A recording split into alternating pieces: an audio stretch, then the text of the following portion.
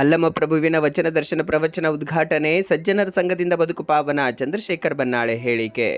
ಸಜ್ಜನರ ಸಂಘ ಹೆಜ್ಜೆನೂ ಸವಿದಂತೆ ಪ್ರತಿಯೊಬ್ಬರೂ ತಮ್ಮ ಜೀವನದಲ್ಲಿ ಒಳ್ಳೆಯವರ ಒಡನಾಟ ಬೆಳೆಸಿಕೊಂಡು ಬದುಕು ಪಾವನಗೊಳಿಸಿಕೊಳ್ಳಬೇಕೆಂದು ತಾಲೂಕು ಸರ್ಕಾರಿ ನೌಕರ ಸಂಘದ ಅಧ್ಯಕ್ಷ ಚಂದ್ರಶೇಖರ್ ಬನ್ನಾಳೆ ಹೇಳಿದರು. ಭಾಲ್ಕಿಯ ಚನ್ನಬಸವ ಆಶ್ರಮ ಪರಿಸರದಲ್ಲಿ ಹಿರೇಮಠ ಸಂಸ್ಥಾನದಿಂದ ಬುಧವಾರ ಆಯೋಜಿಸಿದ ಅಲ್ಲಮ ಪ್ರಭುವಿನ ವಚನ ದರ್ಶನ ಪ್ರವಚನ ಕಾರ್ಯಕ್ರಮ ಉದ್ಘಾಟಿಸಿ ಮಾತನಾಡಿದರು. ಕೆಟ್ಟವರ ಸಹವಾಸ ವ್ಯಕ್ತಿತ್ವದ ಪತನಕ್ಕೆ ಕಾರಣವಾಗುತ್ತದೆ. ಹಾಗಾಗಿ ನಾವುಗಳು ಒಳ್ಳೆಯವರ ಸ್ನೇಹ ಬೆಳೆಸಿಕೊಳ್ಳಬೇಕೆಂದರು. ನೇತೃತ್ವ ವಹಿಸಿದ ಹಿರೇಮಠ ಸಂಸ್ಥಾನದ ಪೀಠಾಧಿಪತಿ ಗುರುಬಸವ ಪಟ್ಟದೇವರು ಮಾತನಾಡಿ, ಪೂಜ್ಯ ಡಾಕ್ಟರ್ ಬಸವಲಿಂಗ ಪಟ್ಟದೇವರು ಕಣ್ಣಿನ ಶಸ್ತ್ರಚಿಕಿತ್ಸೆಗೊಳಗಾದರೂ ಭಕ್ತರಿಗೆ ಪ್ರವಚನ ಮೂಲಕ ಜ್ಞಾನ ದಾಸೋಹವನ್ನು ಉಣಬಡಿಸುತ್ತಿದ್ದಾರೆ.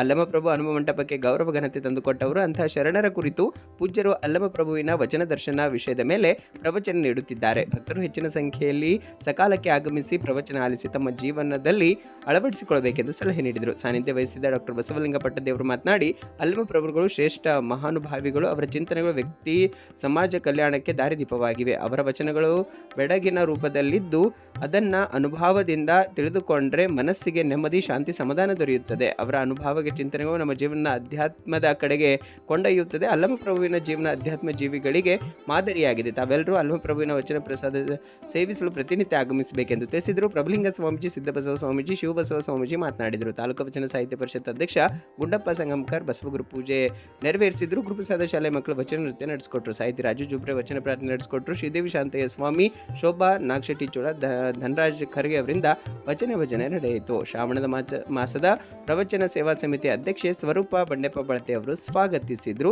ತಾಲೂಕು ಕದಳಿ ವೇದಿಕೆ ಅಧ್ಯಕ್ಷೆ ಮಲ್ಲಮ್ಮ ನಾಗನಕೆರೆ ವಂದಿಸಿದರು.